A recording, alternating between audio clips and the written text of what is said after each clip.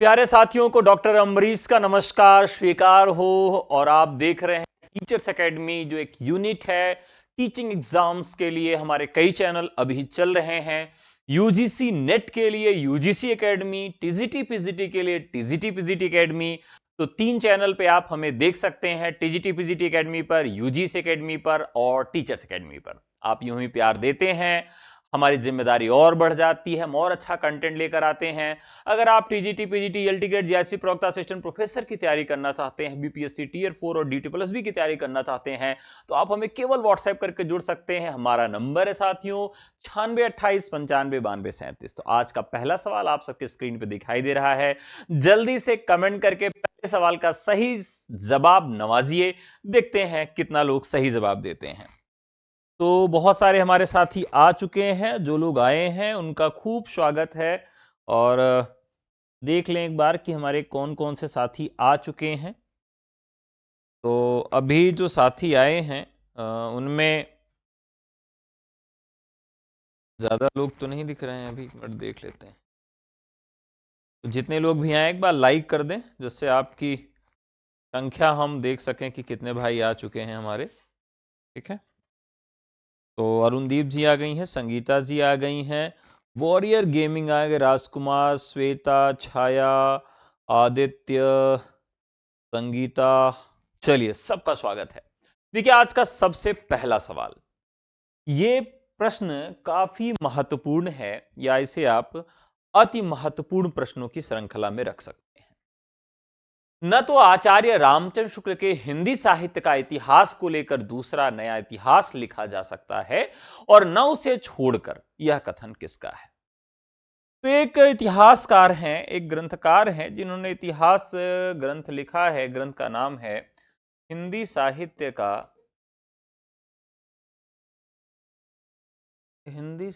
का दूसरा इतिहास। ये जो पुस्तक है हिंदी साहित्य का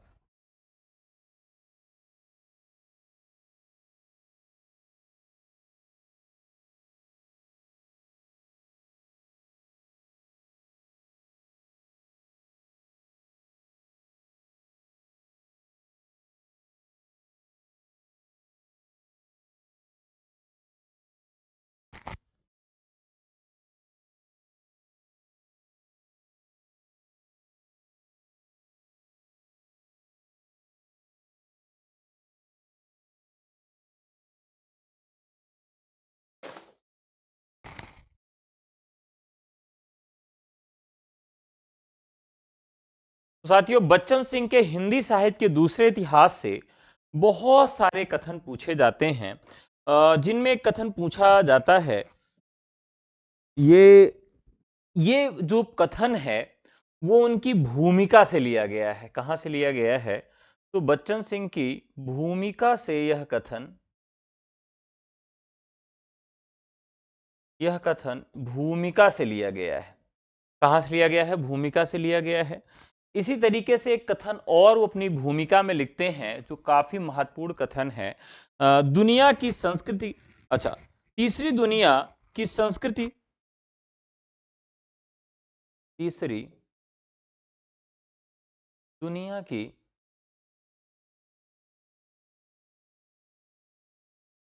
संस्कृति पहली दुनिया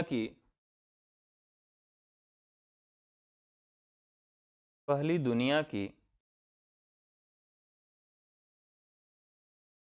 चारागाह है। वहीं से कथन है, चारागाह है। भारत तीसरी दुनिया में आता है। भारत तीसरी दुनिया में आता है। ये भी काफी महत्वपूर्ण कथन है, पूछा जा सकता है कि किसका कथन है। वो लिखते हैं कि विकसित देश, विशेषतः अमेरिका, तीसरी दुनिया पर अपनी संस्कृति लादने लगे। यानी जो हमारा देश भारत है, बहुत सारे देश अपनी संस्कृति को हमारी संस्कृति के ऊपर आक्षेपित करने लगे, लादने लगे।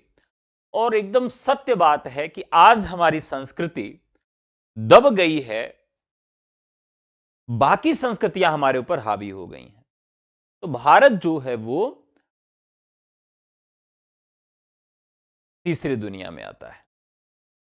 ठीक है, तो इसी तरीके से बच्चन सिंह के कई बहुत महत्वपूर्ण कथन हैं जो कई बार पूछे गए हैं। जैसे एक प्रश्न यल्टी ग्रेड में हूबहू पूछा गया था। यल्टी ग्रेड में हूबहू पूछा गया था। क्या पूछा गया था? हिंदवी शब्द का पहला प्रयोग, हिंदवी शब्द का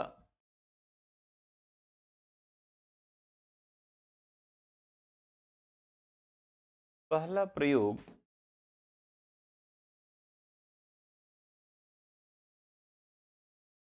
अबू सईद के फारसी इतिहास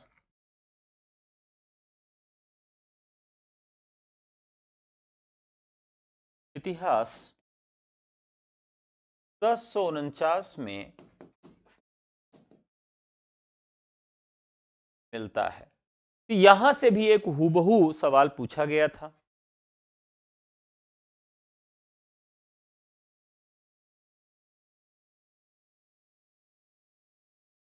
ठीक है, एचपीएससी। ठीक है, मैं एचपीएससी का सिलेबस देख लेता हूं और फिर आपको बताता हूं कि कल क्या सिलेबस में है और क्या पढ़ा रहा हूं मैं, क्या इसमें से छूट रहा है। ठीक है, आज भर का मौका दीजिए मुझे अगले सवाल पे। अगला सवाल है, अपभ्रंश पुरानी हिंदी है, इसका साहित्य हिंदी साहित्य के इतिहास का अनिवार्य अंग है, इस मत के समर्थक कौन है?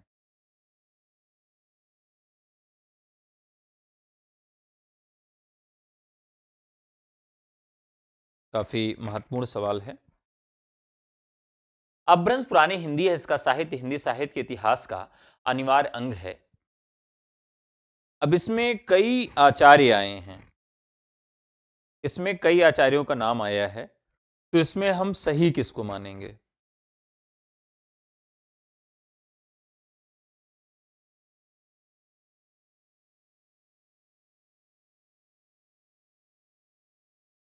तो लोग 32 का सी जवाब दे रहे हैं। बताइए, सही है 32 का सी?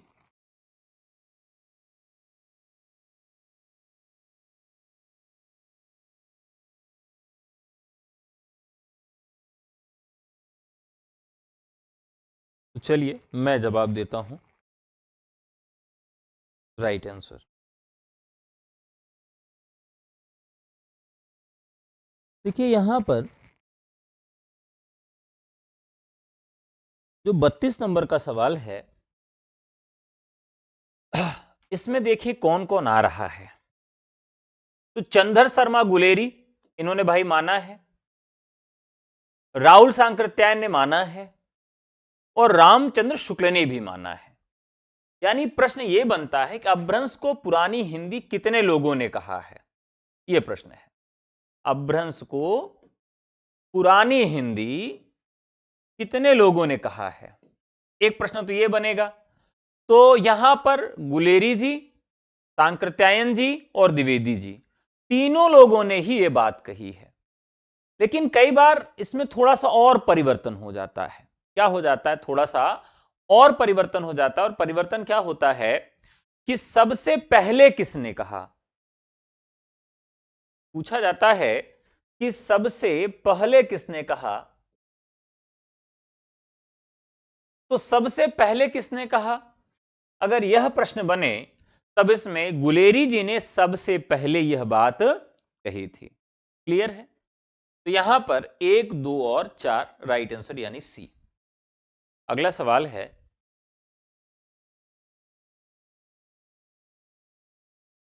अगला सवाल है, क्या सवाल है कि किसने गोरखनाथ का समय क्या निर्धारित किया है? यह सवाल कई बार साथी पूछा गया है, तो इसे आप जरूर याद कर लीजिए। अलग अलग पूछा जाता है, यहां पर एक साथ मिलान करने के लिए दिया गया है, वैसे ये अलग अलग पूछा जाता है। ठीक है, तो मिला लेते हैं एक बार, फिर आपको याद कराते हैं। 4, 3, 2 और 1। ठीक है, तो चलिए प्रयास ये करें कि आज से आपको ये याद हो जाए। राहुल सांकृत्यायन 845, राहुल 845, हजारी प्रसाद द्विवेदी नवीं, हजारी नवीं, राम कुमार वर्मा 13वीं, राम 13वीं, और पीतांबर दत्त बड़थवाल 11वीं, पीतांबर दत्त बड़थवाल 11वीं। मैं वादा करता हूं कि आज के बाद इनका समय आप भूला नहीं पाओगे, अक्सर आप भूल जाते हैं।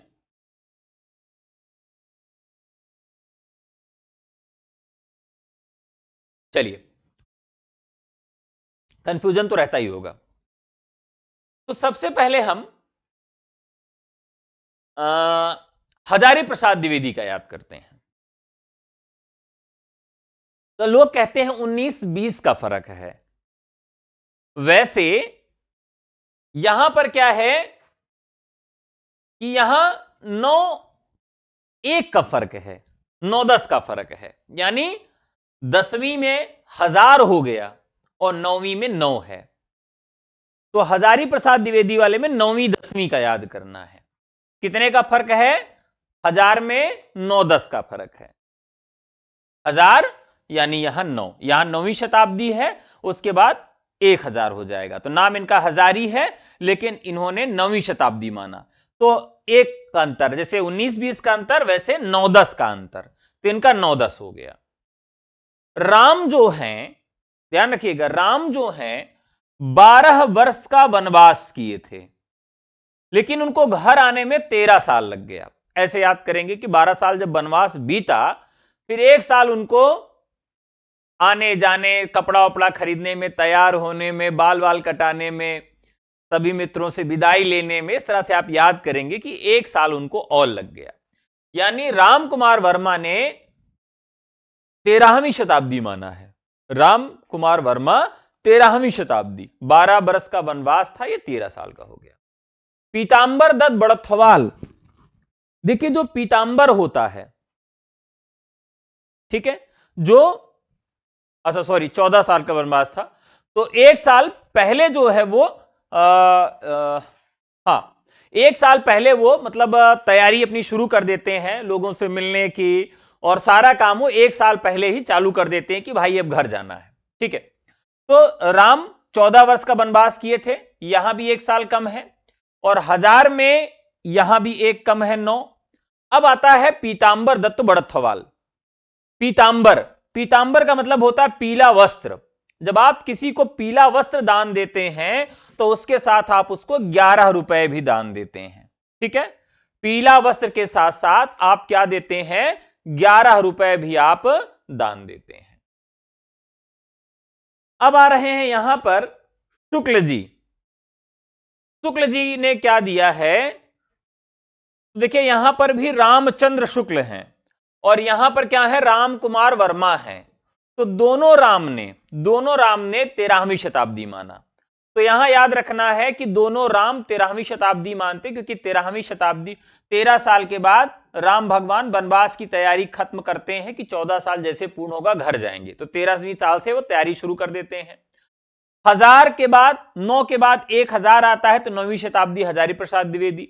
और पीतांबर जो होता है, यह किसी को आप दान में देते हैं, तो पीतांबर जो है वह देने के साथ 11 रुपए का दान भी देते हैं। ठीक है, तो यह भी आपको याद हो जाएगा, 11वीं शताब्दी।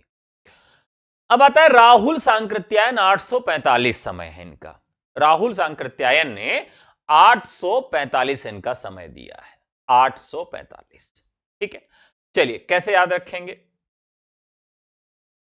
तो यहां पर अगर आप देखें, तो राहुल जो शब्द है, राहुल जो शब्द है, इसी में हमको बीच में 8 दिखाई दे रहा है, ये 8 दिखाई दे रहा है, ठीक है।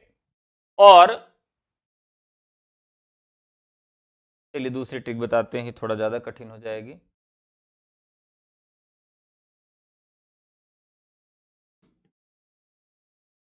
हाँ, राहुल, देखिए जो राहुल 8 साल का बालक था, राहुल जब 8 साल का बालक था तब से उसकी इच्छा थी कि मैं प्रधानमंत्री बनूं, लेकिन बेचारा 45 साल का हो गया तब तक वो प्रधानमंत्री नहीं बन पाया। याद हो जाएगा, राहुल जब 8 साल के थे तो वो सोचते थे कि मैं प्रधानमंत्री बनूंगा एक दिन बड़ा होके, और अभी वो 45 साल के हो गए हैं तब भी वो प्रधानमंत्री नहीं बन पाए।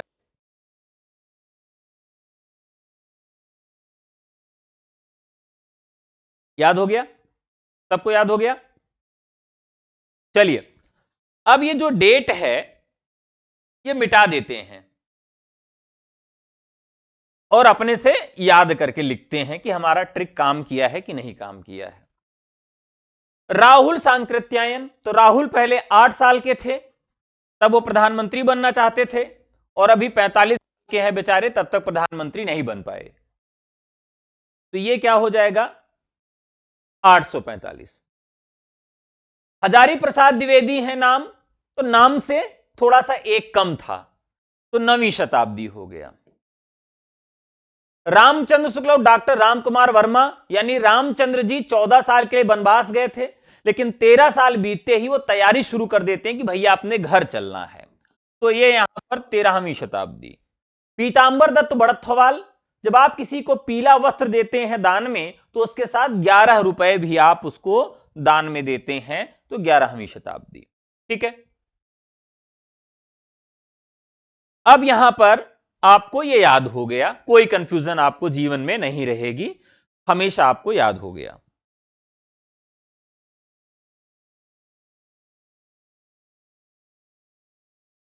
अगला सवाल,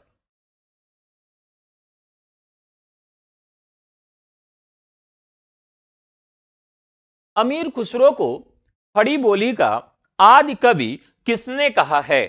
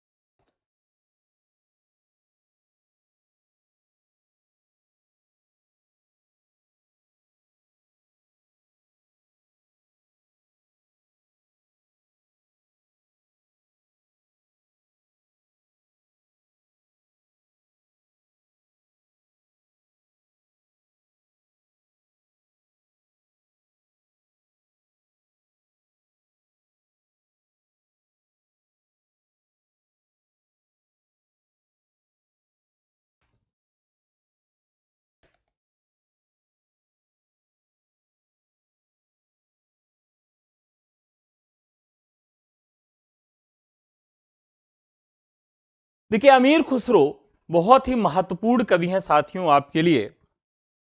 अमीर खुसरो को खड़ी बोली का आदि कवि किसने कहा है? अमीर खुसरो ने जो रचनाएं लिखी हैं उसमें इन्होंने कई तरह की रचनाएं लिखी हैं। इन्होंने दो सुखाने लिखे, दो सुखाने लिखे, मुकरियां लिखी। इन्होंने आम जनता को शिक्षित करने के लिए और मनोरंजन देने के लिए ही अपनी रचनाओं को इन्होंने लिखा है कि आम जनता शिक्षित भी हो जाए और उसको आनंद भी आए। तो रामचंद्र शुक्ल इसका राइट आंसर हो रहा है। लेकिन यहां बात करनी है कि अमीर खुसरो की कई मुकरियां भी आपसे पूछी जाती हैं और मुकरियों का मतलब क्या होता है। दरअसल मुकरी का मतलब होता है कि दो सहेलियां आपस में बात करती हैं। पहली सहेली दूसरे सहेली को अपने पति, प्रेमी या साजन के विषय में कुछ बताती है, लेकिन जब मुख्य समय आता है तो अपनी बात से वो मुकर जाती है, इसीलिए इसको क्या कहा जाता है, मुकरी कहा जाता है। अब मुकरी कैसे होगा? जैसे रात समय वह मेरे आवे, भोर भवे घर उठ जावे, यह चरज है सबसे नाराए सखी साजन। कहती है यार वो रात में आते हैं और सुबह ही निकल जाते हैं। तो कहती अच्छा साजन, कहती ना पगली, मैं तो तारा की बात कर रही थी, तारा। यानी अपने बात से वो अंत में क्या करती है, मुकर जाती है। नंगे पाव फिर नहीं देत, पांव से मिट्टी लगन नहीं देत, पांव का चूमा लेता निपूताए सखी साजन। कहती है इतना प्यार करते हैं कि कभी खाली पैर टहलने नहीं देते हैं हमको। ये नायिका के पैर हैं, कभी खाली पैर हमको टहलने नहीं दिए और मेरे पैरों को यहां चूम लेते हैं। कहते हैं कौन? साजन। कहती ना पगली, हम तो जूता की बात कर रहे थे, जूता। पगली अपनी बात से क्या करती है, मुकर जाती है। जब मांगू तब जल भरी लावे, मेरे मन की तपन बुझावे, मन का भारी तन का छोटा ये सखी साजन। कहती जब भी कहती हूं कि जाओ पानी भर लाओ तो तुरंत पानी भर ले आते हैं, और लेकिन तन के थोड़े से छोटे हैं लेकिन मन के बहुत गहरे हैं। कहते अच्छा इस बार तो पक्का तुम अपने पति की बात कर रही हो, प्रेमी की बात कर रही हो। कहती ना पगली, मैं तो लोटा की बात कर रही थी, तू क्या समझ रही है, तू पति समझ रही है ना, मैं तो लोटा की बात कर रही हूं। अर्ध निशा वह आया भौन, सुंदरता बरने कभी कौन, और निखरत नहीं मन भयो आनंद, क्यों सखी साजन ना कि सखी चंद। जीवन सब जग जासो कहे वा, बिनु नेक न धीरज रहे, हरे छिनक में ही पीरा, क्यों सखी साजन ना सखी नीर। तो इस तरह से उनकी ये जो ये मुकरियां हैं बहुत प्रसिद्ध हुई। इसी तरीके से उनकी निस्बत भी पूछी जाती है। निस्बत, एक तो निस्बत उनकी पूछी जाती है और एक पूछी जाती है दो सुखाने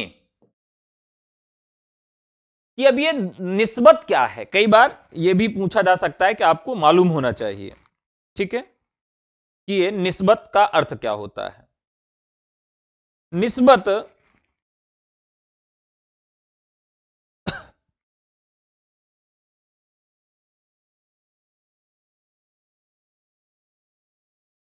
अब यहां पर जब हम निस्बत की बात करते हैं तो निस्बत में क्या होता है कि एक प्रकार का यह भी कथन ही होता है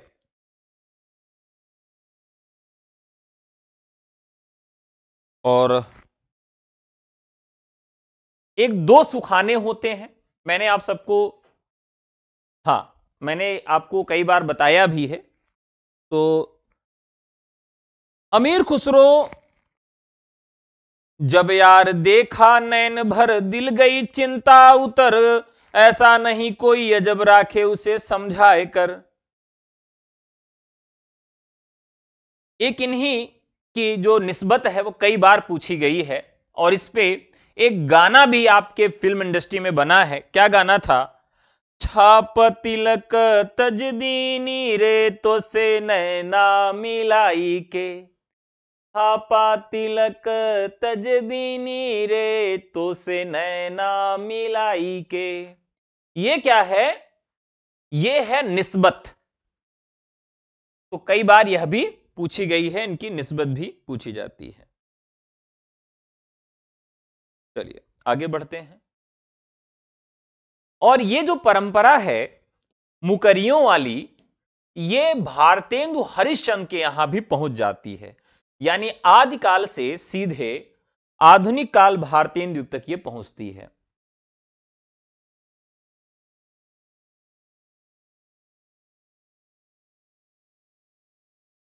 अगला, सिद्धांतों के साथ उनके आचार्यों को सुमेलित करना है, करिए। सिद्धांतों के साथ उनके आचार्यों को सुमेलित करिए। नहीं होना चाहिए।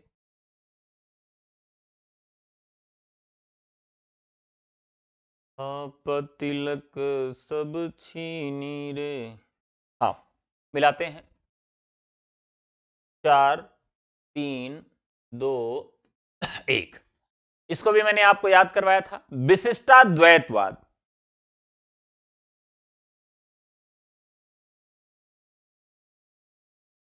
अब यहां देखिए, विशिष्टाद्वैतवाद में क्या होता है साथियों, विशिष्टाद्वैतवाद में जिसके बाद में अनुयायी स्वयं तुलसीदास जी हुए, रामानुजाचार्य। तो रामानुज जो थे भारत के गणितज्ञ, वो बहुत विशिष्ट व्यक्ति थे। ठीक है, तो ऐसे याद रखेंगे, विशिष्टाद्वैतवाद रामानुजाचार्य राइट आंसर हो जाएगा। भाई गायक तो नहीं हूं, लेकिन कभी ऐसे गुनगुना लेता हूं, न सुर पता है, न राग पता है, न लय पता है, न ताल पता है, कुछ भी नहीं पता है, लेकिन कभी कभी ऐसे गाना गा लेता हूं, बस ऐसा ही है।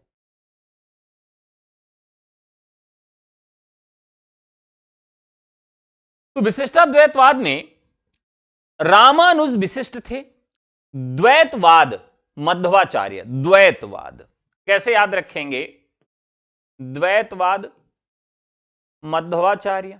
मध्वाचार्य, मध्वा का मतलब हो जाएगा मधु।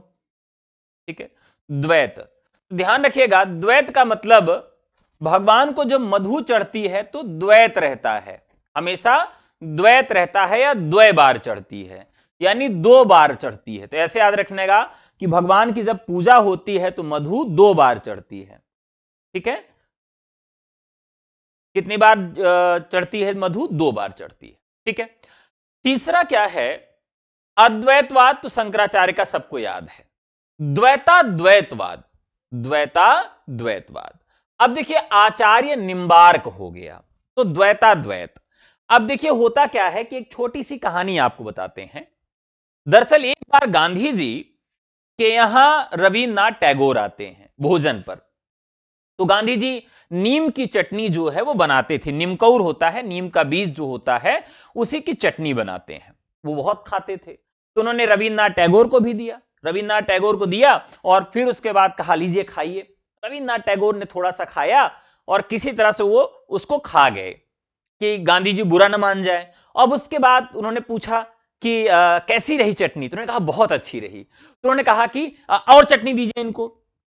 अब वो अपने संस्मरण में लिखते हैं कि मैं फिर मुझे दोबारा चटनी लेनी पड़ गई, क्योंकि मैं पहली बार गलती से कह गया था मुझे बहुत अच्छी लगी चटनी। तो गांधी जी ने कहा अगर अच्छी लगी तो और ले लीजिए, तब तो आपको लेना ही पड़ेगा, नहीं अच्छी लगी तो फिर मत लीजिए। और पहली बार वो कह के परेशान हो गए थे। अब यहां पर क्या है, नीम, नीम का मैंने वर्णन दिया। अब यहां पर क्या है, आचार्य निम्बार्क में हम क्या करेंगे, नींबू का अचार। तो देखिए नींबू का जो अचार होता है वो बहुत सारे लोगों को पसंद होता है, बहुत सारे लोगों को नहीं पसंद होता है। ठीक है, तो इसमें लोग क्या करते हैं, द्वैता द्वैतवाद। ठीक है, द्वैता द्वैतवाद, यानी कुछ लोग 2-2 बार मांगते हैं, 2-2 यानी 4 बार मांगते हैं, और कुछ लोग कह देते हैं कि मुझे अच्छा लग रहा है इसलिए 2 बार उनको और दे दिया जाता है, जबकि वो दबाव में ही कहते हैं कि हाँ भैया बहुत अच्छा अचार बना था। ठीक है, अब पत्नी अचार बनाए और आप कह दें कि खराब बना है, तो कूटे कौन जाएंगे? आप ही कूटे जाएंगे। तो ऐसे ही आप क्या कहेंगे, द्वैता द्वैतवाद 2-2 बार दे दो, द्वैता द्वैतवाद 2-2 बार दे दो। क्या दे दो? नींबू का अचार। द्वैता द्वैतवाद 2-2 बार दे दो, और इस तरह से आप इसको याद कर लेंगे। अगला सवाल, ये काफी महत्वपूर्ण सवाल है।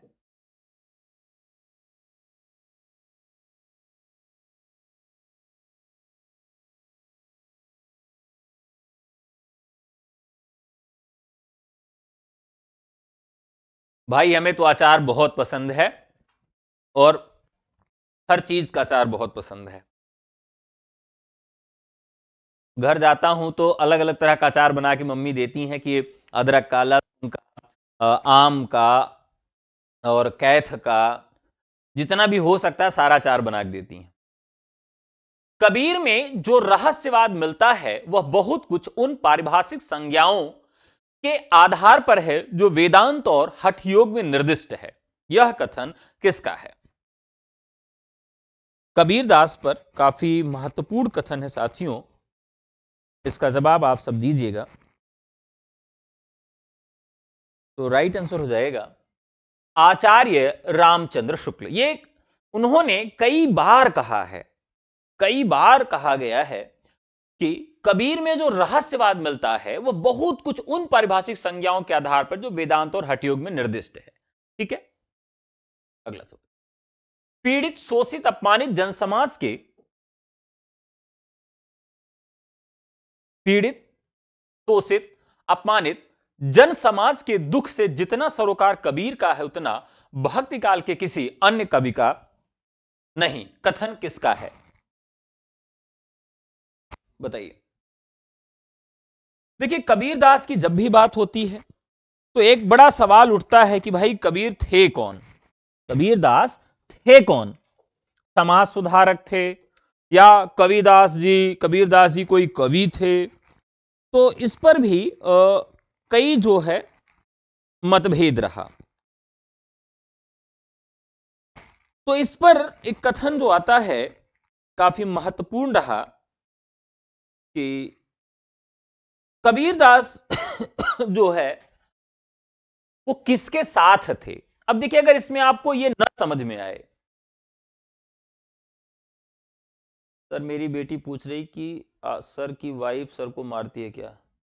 नहीं भैया, मेरी शादी नहीं हुई बेटा। जब शादी हो जाएगी, जिनकी शादियां हुई हैं उनको मैं देखता हूं कि बेचारे पिटे रहते हैं, डरे रहते हैं।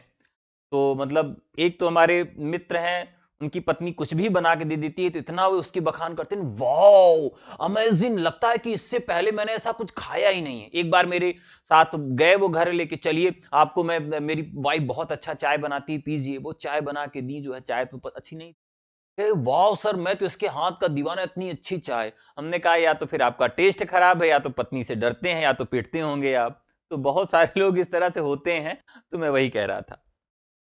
तो पीड़ित, शोषित, अब यहां अगर आपको एक कथन चुनना हो और आपको मालूम ही नहीं हो कि वास्तव में इस कथन कौन सा सही है, तो यहां आपको एक चीज याद रखना है कि यह बात वही व्यक्ति कह सकता है जो मार्क्सवादी होगा या जो प्रगतिशील होगा, क्योंकि वही इन बातों पर बड़ा ध्यान रखता है कि पीड़ित, शोषित, अपमानित जन समाज के दुख से जितना सरोकार कबीर का है उतना भक्तिकाल के किसी अन्य कवि का नहीं है। यानी जो एक हाशिया वर्ग था, कौन सा वर्ग था? हाशिया वर्ग था। उस हाशिए के वर्ग की कविता, उस हाशिए के वर्ग को कविता में लाने का जो काम किया है उन्हीं ने किया है। ठीक है, तो यहां राइट आंसर हो जाएगा नामवर सिंह। राइट आंसर हो जाएगा नामवर सिंह। ठीक है, अगला सवाल।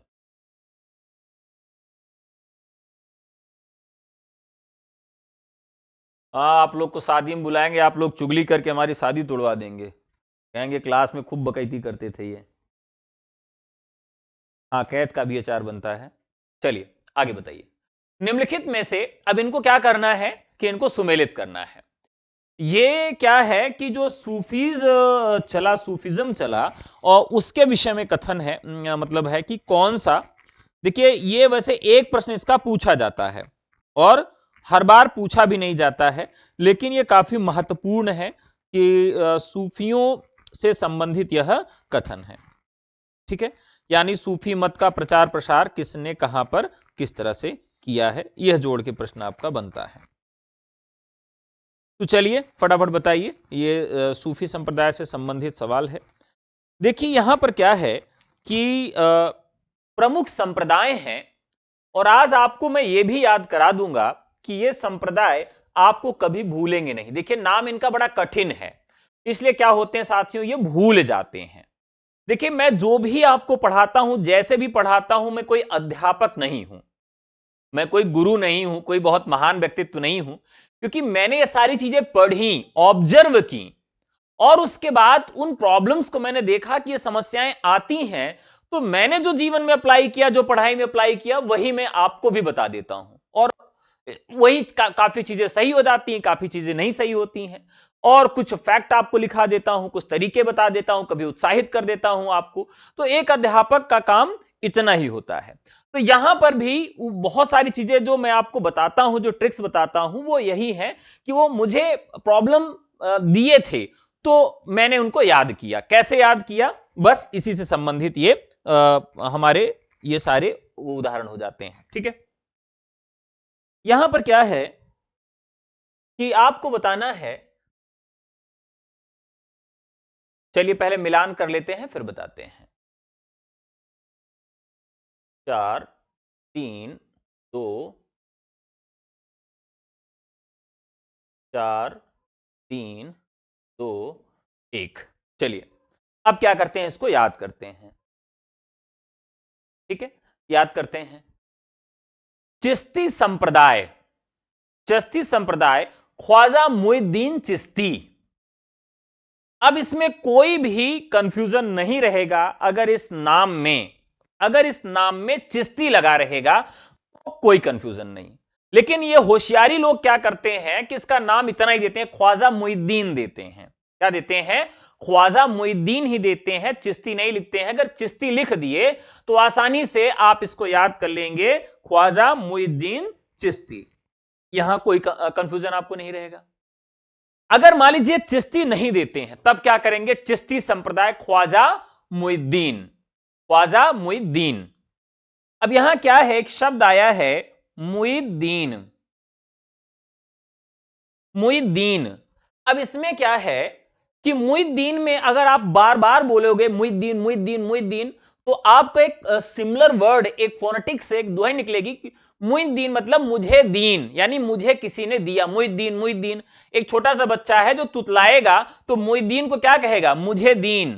क्या कहेगा? मुझे दीन, यानी मुझे किसी ने कुछ सामान दिया। तो उन्होंने क्या सामान दिया? मुइनुद्दीन, ख्वाजा मुइनुद्दीन। ख्वाजा का मतलब खाजा, खाजा, खाजा मुझे दिया, खाजा मुझे दिया। अब खाजा मुझे दिया, किसने दिया? तो यहां पर हो जाएगा चिश्ती। कैसा खाजा था? चिश्ती वाला, यानी उसमें क्या थी? चिश्ती, यानी कि चीनी खूब पड़ी थी, यानी सीरा, जो उसमें सीरा थी वह उसकी चिश्ती खूब थी, चीनी वाली चिश्ती खूब थी। बस यही हमारी ट्रिक हो गई। ठीक है, तो ख्वाजा मुइनुद्दीन चिश्ती, ख्वाजा का मतलब खाजा, मुइनुद्दीन मतलब मुझे दिया। किसने दिया? कैसा दिया? चिश्ती, जिसमें खूब सारी चीनी वाली चिश्ती भरी पड़ी थी। ठीक है, इस तरह से आपको याद हो जाएगा ख्वाजा मुइनुद्दीन। और चिश्ती रहेगा तब तो आपको याद ही रहेगा, नहीं रहेगा तो आप यहां से चिश्ती जोड़ लेंगे। ठीक है, दूसरा कैसे याद करेंगे? दूसरा हम कैसे याद रखेंगे? 3, सुहरावर्दी संप्रदाय, सैयद जलालुद्दीन। सुहरावर्दी संप्रदाय, सैयद जलालुद्दीन, सुहरावर्दी। अब देखिए यहां पर क्या है कि एक शब्द आया है सुहरा, सुहरावर्दी। ठीक है, तो एक दुकानदार था। ठीक है, एक कहानी है, एक दुकानदार था और वो क्या करता था कि थोड़ा सा कैरेक्टर उसका अच्छा नहीं था, उसका कैरेक्टर अच्छा नहीं था। तो वो क्या करता था, उसके यहां कोई भी कपड़ा जब जाता था बनवाने के लिए तो क्या करता था? पहले उसका हाथ पकड़ के वो सुहराता था और फिर उसकी वर्दी को नापता था। यानी एक दुकानदार था, उसके यहां कोई कपड़ा मपाने के लिए जाता था तो क्या करता था? सबसे पहले वो थोड़ा सा सुहराता था हाथ और फिर वर्दी को नापता था। लेकिन ये बात जब सारी दुनिया को मालूम चल गई कि ये जो सुहरा वर्दी वाला व्यक्ति है, ये पहले सुहराता है फिर वर्दी को मापता है, तो उसको सब लोगों ने पकड़कर क्या किया? जलाल किया, जलालुद्दीन। इसीलिए उसका नाम क्या पड़ गया? जलालुद्दीन पड़ गया। यानी सब लोगों ने मिलकर उसको क्या किया? जलाल किया कि यार तू क्या करता है? बहुत गलत काम करता है। ठीक है, तो अब याद हो गया हमेशा के लिए, सुहरावर्दी सैयद जलालुद्दीन, सुहरावर्दी जलालुद्दीन, याद हो गया। कैसे याद हुआ, कैसे ट्रिक थी? तो ट्रिक यह थी कि एक व्यक्ति था सुहरावर्दी, वो जब भी उसके यहां कोई वर्दी सिलवाने जाता था तो वो पहले उसका हाथ पकड़ के सुहराता था, ठीक है। और जब वो हाथ पकड़ के सुहराता था, ये बात सबको जब मालूम चल गई तो लोगों ने मिलकर उसको जलील कर दिया कि ठीक है। और जैसे ही उसको जलील किया और उसने क्या किया, सारा काम अपना बंद कर दिया, ठीक है। अब ये बहुत कठिन था, जब मैं भी इसको याद करता था तो मुझे लगता था यार ये मतलब कितना कठिन है, इतना कठिन है। तो अब क्योंकि थोड़े इस्लामिक नेम जो होते हैं वो कठिन होते भी हैं, अगर आप मिडवल हिस्ट्री को पढ़िए तो उसमें के नेम भी होते बहुत कठिन हो जाते हैं। तो इस तरीके से आपको याद करना है कि सुहरावर्दी सुहराता था, फिर वर्दी जो है सिलता था और लोगों ने मिलकर उसको जलील कर दिया, ठीक है, राइट, याद हो गया। अब क्या है, 4 3 2, हाँ, कादरी संप्रदाय, शेख अब्दुल कादिर जिलानी। अब मान लीजिए यहां पर अगर कादिर आ गया तो आपको तुरंत पता लग जाएगा कि यहां भी कादिर है, यहां पर भी कादरी है, तो कोई कंफ्यूजन नहीं होगा, आसानी से आप इसको मिला लेंगे, आसानी से आप इसको मिला लेंगे, कादिर से कादरी को मिला लेंगे, याद रहेगा। लेकिन अगर इन्होंने होशियारी दिखा दी, शेख अब्दुल ही नाम दिया, इन्होंने क्या नाम दिया, केवल शेख अब्दुल ही नाम दिया, तो कैसे होगा? तो अब्दुल नाम दिया तो कैसे याद होगा, तो हम बताते हैं, शेख अब्दुल कादिर कादरी। अब देखिए अब्दुल हमीद, अब्दुल हमीद एक बहुत बड़ा भारत में उनका नाम है, किस लिए, ये कि आर्मी में थे और बहुत बड़े देशभक्त थे, ठीक है, शहीद अब्दुल हमीद, ठीक है। तो वो अब्दुल जो थे उनकी सब कादरी यानी कद्र करते हैं, अब्दुल की सब क्या करते हैं, कादरी करते हैं, कादरी का मतलब होता है कद्र करते हैं, सब उनकी क्या करते हैं, अब्दुल की कद्र करते हैं। लेकिन पूरी संभावना यह रहेगी कि यहां पर अब्दुल कादिर जिलानी ये पूरा आएगा, तो कादरी यहां पर है, कादिर यहां पर है, तो एकदम आसानी से याद रहेगा, ठीक है। अब आता है नक्शबंदी संप्रदाय, ठीक है, आता है नक्शबंदी संप्रदाय। तो नक्शबंदी संप्रदाय किसका है, वहा अल्दीन नक्शबंद, ठीक है।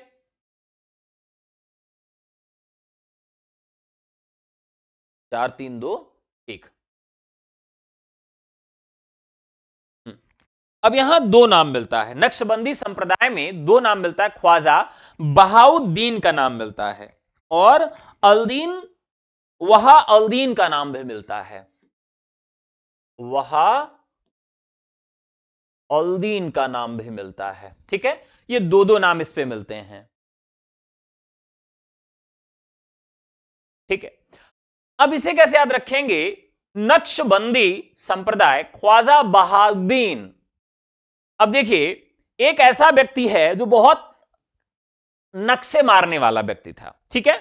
एक व्यक्ति है, कैसा व्यक्ति था, वो बहुत नक्शे मारता था, बहुत नखरे मारता था। तो उस नखरे मारने वाले व्यक्ति को क्या कर दिया गया, इन्होंने कहा ये बहुत नखरा मारता है, इसको कैद कर दो, ये बहुत नक्शा मारने वाला व्यक्ति है, हर बात में नक्शा मारता रहता है, तो इसको कैद कर दो। तो इसको कैद कर दिया गया। अब ये हो गया नक्शबंदी, यानी नक्शा मारने वाला एक व्यक्ति था जिसको कैद कर दिया गया।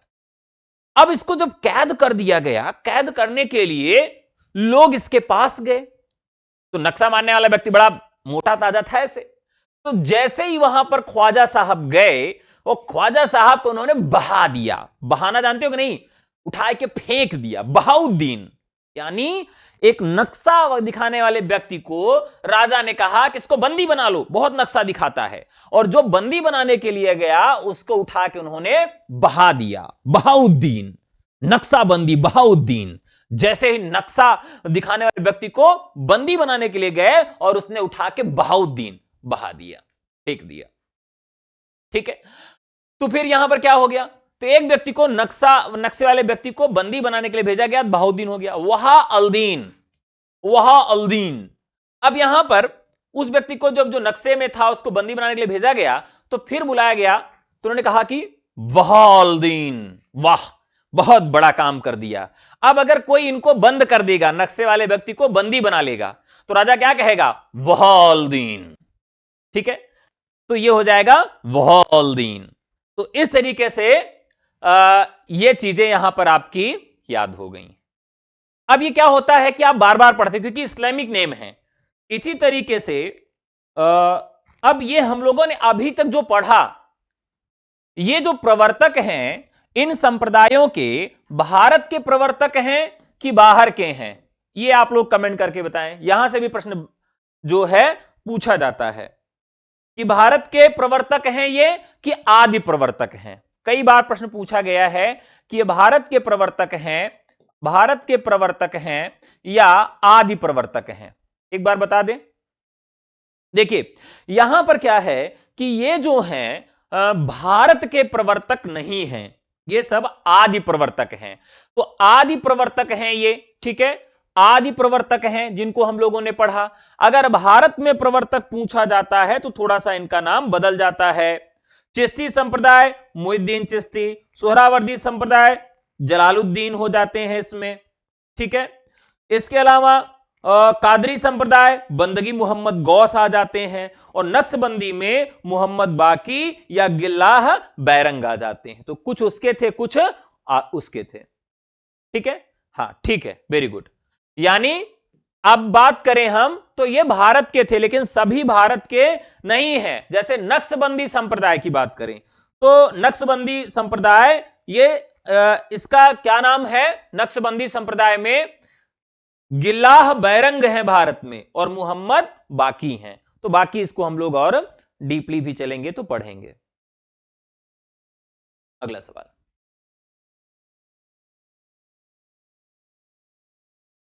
यहां पर क्या करना है आपको? मिलान करना है। यह भी प्रश्न काफी बढ़िया है, काफी अच्छा प्रश्न है।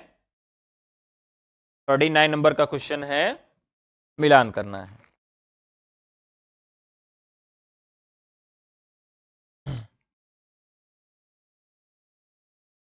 रामचंद्र शुक्ल, बच्चन सिंह, उदय भानु सिंह, रामविलास शर्मा।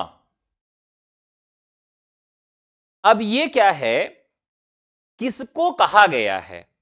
अब ये तो आप जान ही गए होंगे कि मुझे लगता है कि ये तुलसीदास को कहा गया है। क्या मैं सही हूं? क्या मैं सही हूं? किसको कहा गया है? ठीक है, तो यहां पर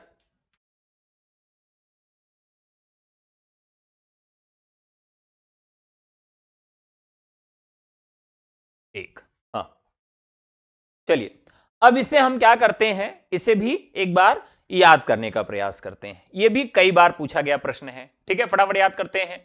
दरअसल रामचंद्र शुक्ल, रामचंद्र शुक्ल अनुप्रास अलंकार का बादशाह कहते हैं, अनुप्रास का बादशाह, ठीक है। अनुप्रास का बादशाह यानी एक वर्ण की आवृत्ति बार बार होती है ना, तो रामचंद्र शुक्ल। तो इसे कैसे याद रखेंगे? अनुप्रास राम, ठीक है। तो राम जब आप बोलते हैं तो राम के साथ और क्या बोलते हैं आप? मान लीजिए आपसे कोई गलती हो गई, आपसे कोई गलती हो गई तो आप क्या बोलते हैं? क्या बोलते हैं आप? बोलते हैं राम राम राम राम राम राम राम, बताइए इतनी बड़ी गलती इनसे हो गई, राम राम, ऐसा करना चाहिए, राम राम, ऐसे ही बोलते हैं ना, राम राम, अरे यार राम राम। बस यही हमारा ट्रिक है। यानी अनुप्रास का बादशाह रामचंद्र शुक्ल कहते हैं, रामचंद्र शुक्ल इनको अनुप्रास का बादशाह कहते हैं, और अनुप्रास अलंकार में एक ही शब्द या वर्ण की आवृत्ति हो जाती है। तो यहां पर जब भी आप राम का नाम लेते हैं, जब भी आप राम का नाम लेते हैं तो दो बार राम का नाम लेते हैं, राम राम, राम राम भैया, राम राम चाचा, राम राम काका, यही तो कहते हैं ना। और कोई गलती हो गई तो राम राम भैया, राम राम राम राम ना, तो ऐसे ही राम राम कहते हैं, यानी दो बार राम आता है, तो दो बार आ गया तो अनुप्रास हो गया। तो राम राम दो बार कहते हैं, तो रामचंद्र शुक्ल अनुप्रास का बादशाह। याद हो गया? अब कभी मत भुलाना, नहीं नकिया तोड़ देंगे राम राम कह के, ठीक है। याद हो गया? चलिए दूसरा, डॉक्टर बच्चन सिंह ने इनको रूपकों का बादशाह किया। देखिए जो बच्चे होते हैं वो क्या करते हैं, बहुत सारा रूप बदलते हैं। यानी आप अपनी ही फोटो बचपन से लेकर आज तक देखिए तो आप क्या करते हैं, कई बार आपने रूप बदला है ना। कई बार आप फेसबुक से अपनी फोटो डिलीट मार देते हैं, कह रहे कोई लड़की देख लेगी तो माहौल खराब हो जाएगा, बताओ बचपन में कैसा देखने में लगता था, नाक चूती रहती थी। ठीक है, तो यही होगा बच्चन रूप। बच्चे क्या करते हैं, रूपक, बार बार रूप बदलते हैं। ठीक है, तो ये राइट हो जाएगा, बच्चन सिंह रूपकों का बादशाह कहे, क्योंकि बच्चे क्या करते हैं, रूप बदलते रहते हैं।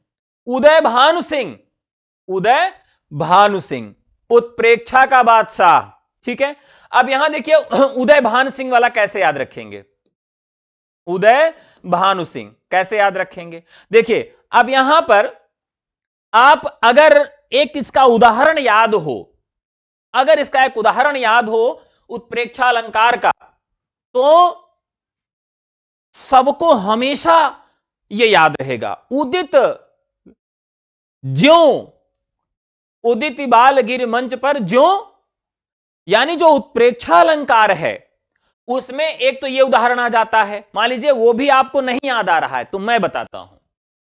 देखिए उत्प्रेक्षा का मतलब क्या होता है कि जहां पर कल्पना की जाती है, ज्यों त्यों ना, मानो मनहु मानो जनहु जानो, तो जहां पर भी कल्पना की जाती वहां पर उत्प्रेक्षा अलंकार होता है। तो उदय, मान लीजिए आपके सामने मैं एकाएक उदय हो गया, ठीक है, तो आप क्या कहेंगे, मानो गुरुजी आज आप सलमान खान लग रहे हैं।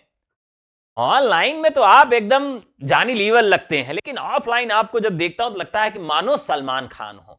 एकाएक जैसे उदय हो गया कोई आपके सामने, तो आप क्या करते हैं, तुरंत कल्पना करते हैं, मानो यार जैसे हमारे दोस्त ही हैं, 10-15 दिन एक बाद अगर मुलाकात करते हैं तो हम लोग तुरंत उनको यही कल्पना करते, अरे यार मानो आज जो है एकदम विकी डोनर लग रहे हो, अच्छा भाई, हाँ और एकदम से, तो तुरंत क्या करते हैं, हम मानने वाली बात करते हैं।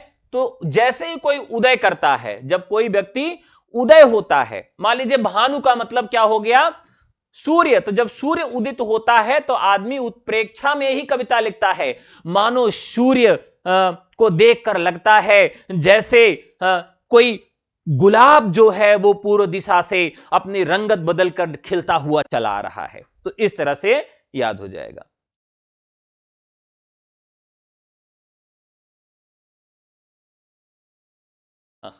ठीक है, तो इस तरीके से यह हो गया। अब बात करते हैं रामविलास शर्मा भाई साहब की। ठीक है, रामविलास शर्मा की। अब देखिए रामविलास शर्मा ने इन्हें जातीय कवि कहा है। रामविलास शर्मा जो है ये इनको जातीय कवि कहते हैं। ठीक है, तो ये तो आपको याद ही रहेगा, जातीय कवि किस लिए कहते हैं, क्योंकि हिंदी जाति से संबंधित उनकी अवधारणा है, तो ये जातीय कवि हो जाएगा। ठीक है, कंफर्म में हो गया, आगे बढ़ते हैं। देखिए मैं आपको जो प्रश्न पढ़ा रहा हूं इसमें से ज्यादातर प्रश्न ऐसे हैं कि आपने पढ़े हैं लेकिन वो कंफ्यूजन में रहते हैं, भूल जाते, याद ही नहीं रहते हैं। और फिर मेरी क्लास को पढ़ने के बाद भी अगर ये कंफ्यूजन आप लेके आगे बढ़ें फिर भूल जाए तो मेरे पढ़ाने का कोई मतलब नहीं निकलेगा। ठीक है, चलिए, पुष्टि मार्ग के संबंध में कौन से कथन सही हैं बताइए। वल्लभाचार्य के अनुसार जीव 3 प्रकार के होते हैं, प्रवाह जीव, जगत प्रवाह, सुखो भोग में लगे रहते हैं, मर्यादा जीव पारिवारिक उत्तरदायित्वों के निर्वहन में लगे रहते हैं, और पुष्ट जीव भगवान के पोषण या अनुग्रह पर आश्रित होते हैं।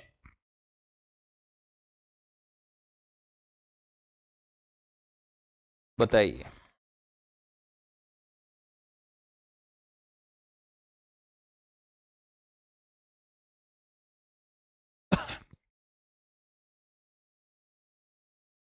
देखिए पुष्टि मार्ग जो है काफी महत्वपूर्ण धारा है और ये वल्लभाचार्य के द्वारा चलाई गई पुष्टि मार्ग। अब यहां पर जो राइट आंसर होगा वो आप लोगों ने बहरहाल चुन लिया है, कुछ लोगों ने, देखते हैं। वल्लभाचार्य के अनुसार जीव 3 प्रकार के होते हैं। ठीक है, उन्होंने तीव्र प्रकार के जीव माने। प्रवाह, जगत प्रवाह में सुखोभोग के लिए लगे रहते, जो प्रवाह जीव होते हैं वो मतलब प्रवाह मतलब जगत की धारा जिस तरह से बह रही है उसी तरीके से। मर्यादा जीव पारिवारिक उत्तरदायित्वों का निर्वहन में लगे होते हैं, ये नहीं सही है। पुष्ट जीव भगवान के पोषण या अनुग्रह पर आश्रित होते हैं, उनकी नित्य लीला में भागीदारी करते हैं। ठीक है,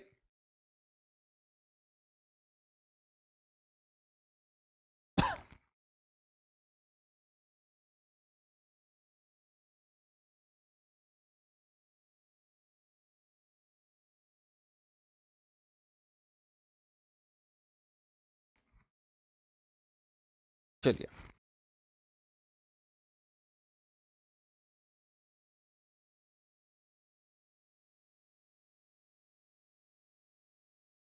आगे बढ़ा जाए। अगला सवाल,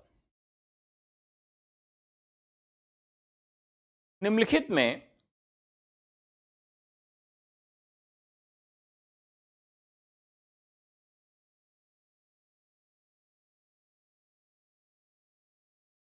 अब एक चीज यहां पर और ध्यान देना है कि वल्लभाचार्य ने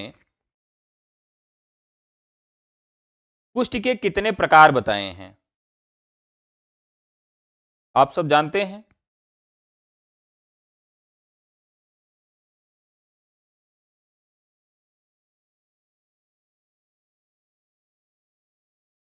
ठीक है, अगला सवाल, 3 ही है।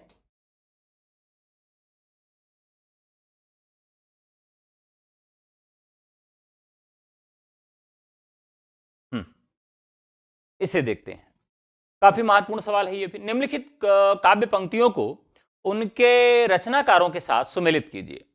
काव्य पंक्ति है, मो मन गिरधर छवि पे अटक्यो, कहा करो बैकुंठी जाए, संतन को कहां सीकरी से काम, जसोदा कहां कहो बात। अब ये काफी अच्छा सवाल है, तो यहां पर 4 3 2 और 1। मो मन गिरधर छप्पर अटक्यो कृष्णदास की पंक्ति है, बहुत महत्वपूर्ण दास अच्छी पंक्ति है। और कहां कहो बैकुंठे जाए परमानंद दास की है, संतन को कहां सीकरी से काम कुंभन दास की है, और जसोदा कहां कहो बात। अब देखिए एक एक को मैं याद करा देता हूं, अब बड़ा बड़ा कर दें, ठीक बड़ा कर देता हूं।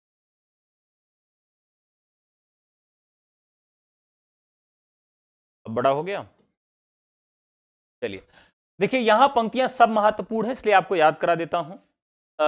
मो मन गिरधर छवि पर अटक्यो, गिरधर, तो गिरधर छवि से कृष्ण को याद रखिएगा। गिरधर की छवि में, गिरधर की छवि का मतलब क्या हो गया, यहां पर हो गया कृष्णदास हो गया। कहां करो बैकुंठे ही जाए, तो यह क्या हो गया परमानंद, तो जो परमानंद को प्राप्त करता है वो बैकुंठ जाता है, जो परम आनंद को प्राप्त करता है वो बैकुंठ को जाता है। ठीक है, संतन को कहां सीकरी से काम, आवत जात पनहिया टूटी बिसर गयो हरि नाम, तो जो भी कुंभ नहाने लोग गए भगदड़ में बहुत सारे लोग की पनही छूट गई, ऐसे याद रखेंगे। जसोदा कहां कहो हो बात, तो ये हो गया चतुर्भुज दास। तो जसोदा कहां कहो बात, जसोदा जो है जब श्री कृष्ण भगवान को देखती हैं तो क्या होता है, कहां कहूं किससे बताने जाऊं कि उनके 4 भुजाएं हैं, तो जसोदा ऐसे याद रखेंगे, जसोदा कहां कहूं हो बात चतुर्भुज दास, कह रहे कहां कहने जाऊं कि उनके 4 भुजाएं हैं, इस तरह से इसको याद रखेंगे। जन्म काल के अनुसार निम्नलिखित कृष्ण भक्त कवियों का सही अनुक्रम लगाइए।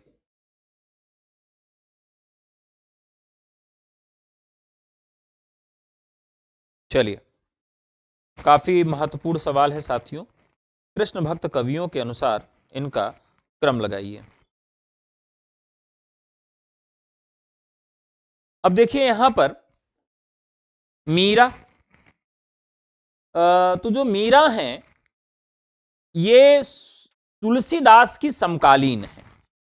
इसको कैसे याद रखेंगे कि मीरा जो है वो 1516 ईस्वी में उनका जन्म होता है, मीरा का, 1516। इसके बाद आते हैं यहां पर स्वामी हरिदास, 1478, ये सूरदास के समकालीन है। रसखान, रसखान क्या है? संप्रदाय निरपेक्ष कवि हैं। किस तरह के कवि हैं? संप्रदाय निरपेक्ष कवि हैं रसखान। अब रसखान का समय क्या है? ये भी लगभग उसके समकालीन ही रहे हैं। तो 1533, 1533 और हित हरिवंश, इनका समय है 1502। ठीक है, अब इसको याद रखिएगा, मोस्ट इंपॉर्टेंट है, जितने भी कवि हैं आपके हैं ये। मीरा का 1516, 1516 समय मीरा का है। हरिदास, अब कैसे याद रखेंगे कि मीराबाई जब 15 या 16 साल की थी तो उनके पति की मृत्यु हो गई, ऐसा याद रखिएगा, लेकिन ऐसी सत्यता नहीं है। इनके जन्म 15-16 साल याद रखिएगा। हरिदास 1478। ठीक है, तो अभी आप बता दीजिए कि सूरदास का समय क्या है, क्योंकि अष्टछाप के कवियों का भी क्रम पूछा जाता है। बहरहाल अष्टछाप के कवियों का क्रम तो मैंने आपको रटा दिया था कि भैया अष्टछाप के कवि आए तो कैसे आपको याद करना है। याद है कि नहीं, भूल गए? तो अष्टछाप के कवियों का भी क्रम मैंने आप सबको याद कराया था। तो सूरदास का समय भी क्या है? सेम है। तो यहां सूरदास का भी समय आप इनके साथ याद कर सकते हैं। ठीक है, रसखान का समय 1533 है, लेकिन रामचरितमानस 1574 में लिखा गया था। इस तरह से याद रखना है। ठीक है, अगले सवाल की तरफ बढ़। गंग कवि को भाषा के संदर्भ में कौन सा कथन असंगत है? भाषा के संबंध में कौन सा कथन गंग कवि के लिए असंगत है?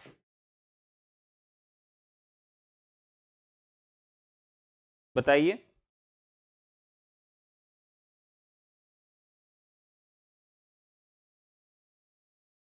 तो शुरू करते हैं। गंग की भाषा परिष्कृत ब्रज भाषा है। इनके कवित्व और सवैयों में गजब प्रवाह है। तो गंग क्या है? चंद छंद वर्णन की महिमा वाले हैं, अकबर के दरबारी कवियों में एक हैं। तो राइट आंसर है ये, ठीक है।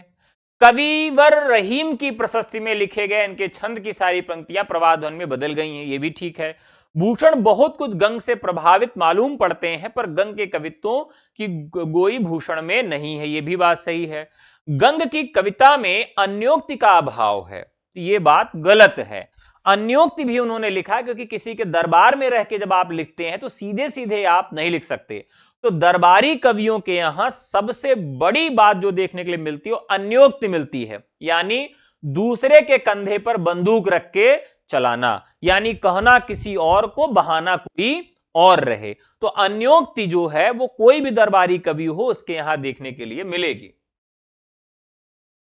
सुमेलित करिए। 44। मिश्र बंधु रामचंद्र शुक्ल। अब किसने क्या नाम दिया? मिश्र बंधु। तो जो मिश्र बंधु है वो श्रृंगार करते हैं, रामचंद्र शुक्ल रीतिकाल कहते हैं। विश्वनाथ का, ना सॉरी उल्टा हो गया। मिश्र बंधु जो हैं वो अलंकार करते हैं और विश्वनाथ का श्रृंगार होता है। बाबा विश्वनाथ का श्रृंगार होता है, मिश्र बंधुओं ने इसे अलंकार कहा। राम कुमार वर्मा इसे कलाकाल कहते हैं। अब बताइए क्या मैंने सही लगाया है या कोई कंफ्यूजन है?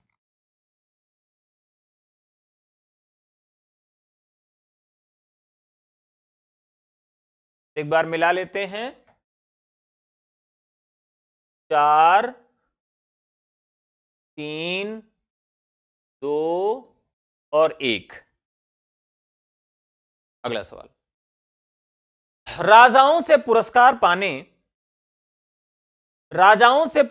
पाने तथा जनता द्वारा समादृत होने के कारण रीतिकाल की कविता श्रृंगार रसमयी हो गई और अन्य प्रकार की कविताएं उसके सामने दब सी गईं। कथन किसका है? बाबू श्याम सुंदर दास, रामस्वरूप चतुर्वेदी, हजारी प्रसाद द्विवेदी या फिर रामचंद्र शुक्ल? और जो कविताएं थी इनके सामने कैसी हो गईं? तो दब सी गईं। देखिए ये जो है बाबू श्याम सुंदर दास, ध्यान रखिएगा। अब इसे कैसे याद रखेंगे? तो राजाओं के पुरस्कार से संबंधित बात कौन जानेगा? छोटा मोटा बात नहीं जानेगा, नहीं, जो सबसे बूढ़ा आदमी होगा। तो पहले बूढ़े आदमी को क्या कहा जाता था? बाबू कहा जाता था। ठीक है, अब आज प्रेमी और प्रेमिका को बाबू कहा जाता है। तो कैसे याद रखेंगे कि राजाओं से पुरस्कार पाने तथा जनता द्वारा समादृत होने के कारण रीतिकाल की कविता श्रृंगार रसमयी हो गई और अन्य प्रकार की कविताएं उसके सामने दबसी गईं। यानी राजाओं से पुरस्कार वाली बात कोई आम आदमी नहीं जानेगा, जो पुराना बूढ़ा आदमी होगा। यानी कौन जानेंगे? बाबूजी जानेंगे। कौन जानेंगे? बाबूजी जानेंगे। बाबू कौन है? श्याम सुंदर दास। हिंदी रीति ग्रंथों की अखंड परंपरा का आरंभ आचार्य रामचंद्र शुक्ल ने किससे माना है? ये तो बहुत आसान सा सवाल है, इसको तो दौड़ा के उत्तर देना चाहिए, चिंतामणि से। इन कृतियों का रचनाकाल के आधार पर सही अनुक्रम लगाइए।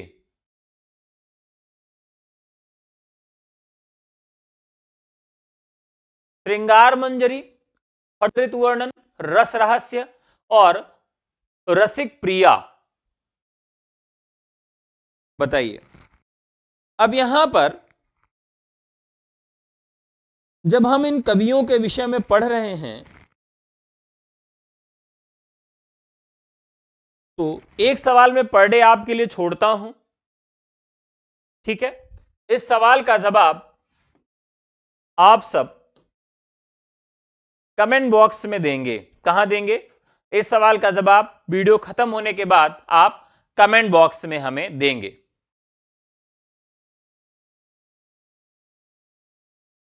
वैसे आप लोग देते नहीं हैं, आप सब बेहद आलसी हैं, सोचते हैं कि दे ही देंगे तो क्या हो जाएगा।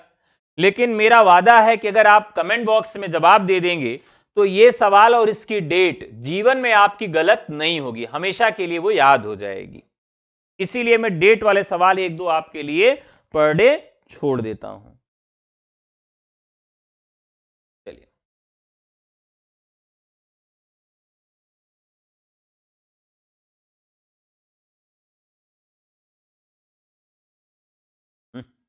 दो, एक, चार, तीन। रस रहस्य। देखिए जो रस का रहस्य है वो कौन जानेगा?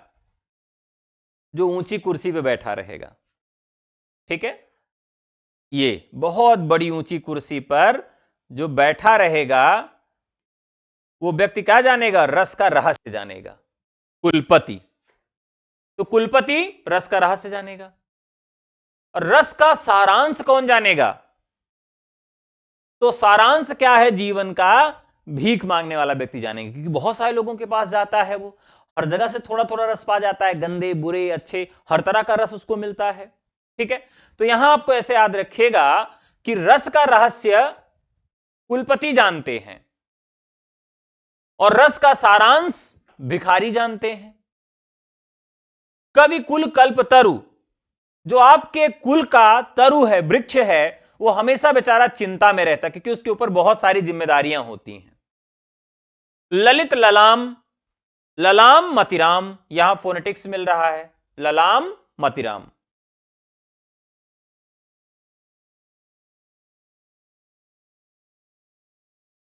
ठीक है, अगला सवाल। भारतेंदु को नर प्रकृति का कवि किसने कहा? गुरु जो ये सही सवाल, ये जवाब जो देगा ना उसको एक रसगुल्ला खिलाएंगे। बताओ, नर प्रकृति का कवि किसने कहा? भारतेंदु को नर प्रकृति का कवि किसने कहा? तो राइट आंसर हो जाएगा रामचंद्र शुक्ल। कोई जवाब नहीं दे पाया। रसगुल्ला नहीं देंगे।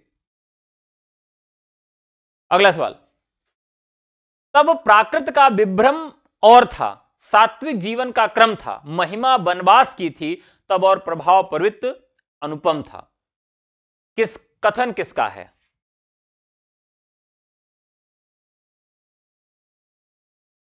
बताइए साथियों।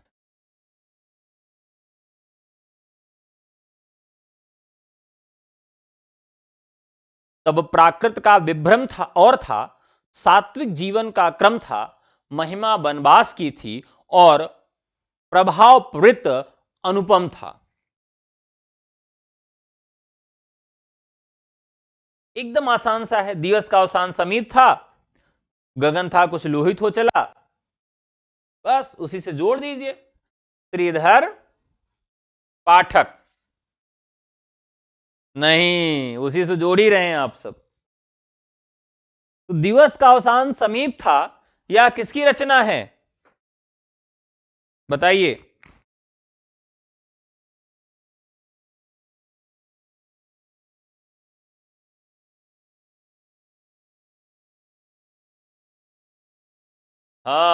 वही गड़बड़ी कर रहे हैं आप सब।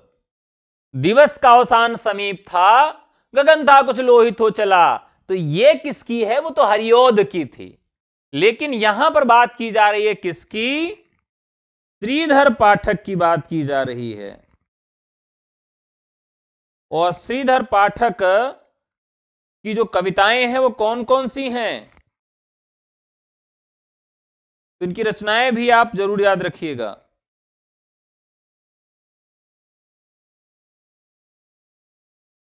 कुक्कुटी उठो भाई उठो, जय भारत भारत श्री, हिंद महिमा, इस तरह से छोटी छोटी जो इन्होंने कविताएं हैं वो काफी लिखी हैं, जिसमें जगत सच्चाई सार, एकांतवास योगी, ये भी काफी महत्वपूर्ण रचनाएं हैं इनकी। एकांतवासी योगी भी है, गुणवंत हेमंत भी है, वनाष्टक देहरादून भी है। ठीक है, तो हाँ, कश्मीर सुषमा वाले। तो साथियों, आज का जो प्रश्न है वो यहीं तक है। आपको यह एपिसोड कैसा लगा कमेंट करके जरूर बताइएगा। आज के प्रश्न आपको कैसे लगे ये भी जरूर बताइएगा।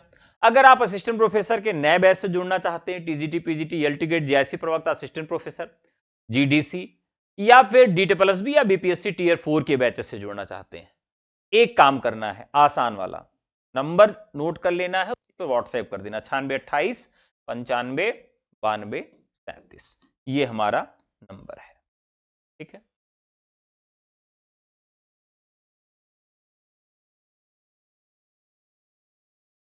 तो चलिए मुलाकात होगी फिर आपसे कल, इसी का पार्ट 2 लेकर।